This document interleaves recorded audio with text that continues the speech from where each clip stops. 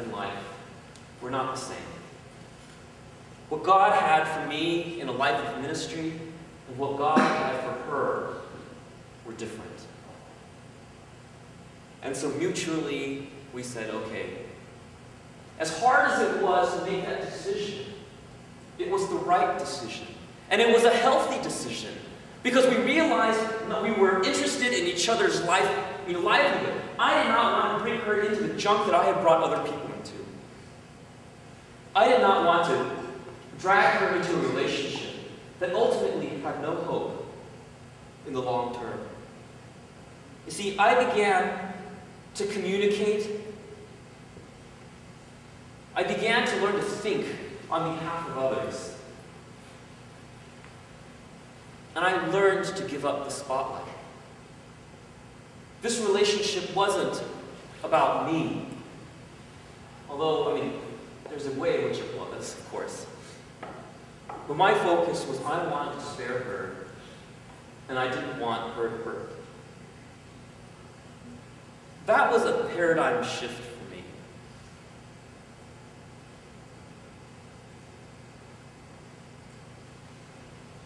It was a moment where I could point to and say, you know what, I started to understand verses like this in 2 Corinthians.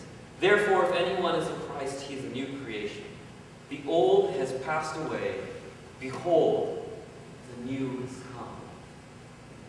It was a time that I could point to my life and say, I'm turning a corner because I am finally growing up.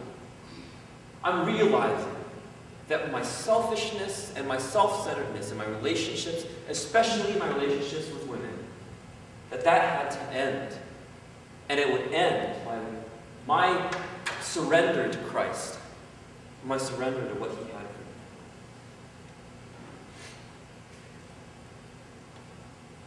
Following that time, after my junior year, I began to find health. This was a prayer of mine, Proverbs, in Psalm 119. Incline my heart to your testimonies, or to the Lord, saying, focus my mind on the things that are of you, and not to selfish gain. And as I began to pray that prayer in my life, God bound together the wounds that I had inflicted on myself and on others.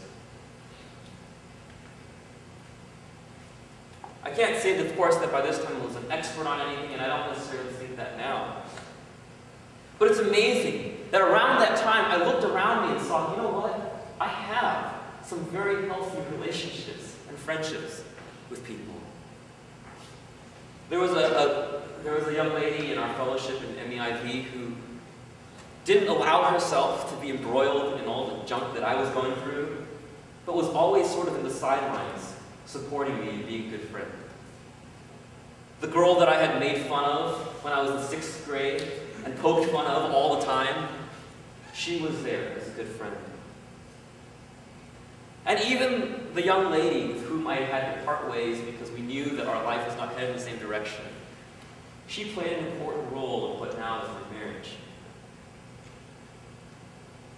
I began to see that God was bringing wholeness to my life. And that's when Maureen and I began our relationship. We became interested in each other primarily because we were both planning on living a life of full-time ministry. We thought, I need to be with someone who's going to be in ministry. I don't want to be in a relationship where my spouse is just off doing something else. We needed to be headed in the same direction. And as the previous girl had pointed out to us, or to me, she called me up, and it was the weirdest phone call you ever get, right? She's like, Dan? I'm like, yeah? Because, even though we were still friends, it was still a little awkward, because we knew what, it's kind of awkward, right? It still is a little awkward today, but, she called me up and she said, Dan, have you ever thought about marrying Maureen? Who asks a question like that? She wasn't even asking, would you think about dating Maureen? She said, would you ever think about marrying Maureen? And I know why she said that. It's because as we were talking about, for us, for me and her, we knew that could get married because our lives were just headed in different directions. And she had a very pointed question to me. And at that time, Maureen and I were good friends. And I was like, why are you putting these things in my head? You know? I wasn't listening to her. You know, Maureen at the time, she was the chapter president of MEIB. I was on the leadership team as well. And you know, we were good friends, and I was like, all of a sudden, I'm thinking about this. They're like, oh, come on, I'm thinking about this all the time. Now, of course, I'm thankful that she did call me up and ask me that question. But we began to talk and get to know each other a little bit better. And it was just a wonderful thing. Because we communicated, and granted, it's not like we didn't have any miscues. We had a lot of miscues. But in part, we had miscues because our intention was not on ourselves, but was on each other. For me, it wasn't about saying, you know, this girl makes me happy, or I feel good when I'm around her. But I think I can help her grow in her ministry and in her faith, and I know that she can do the same for me. Before fall quarter ended, you know, I had ordered a stuffed animal for her. Now, I'm just going to get cheesy, okay, so it's all right. I ordered a stuffed animal for her, and I kind of, you know, went about it in the side kind of way. When I had stuffed animals, and so, you know, we were looking online, like, oh, what kind of stuffed animal would you like, and whatever, you know. And then so I ordered it for her, and it was supposed to arrive before finals, and, you know, we arrived before Christmas break.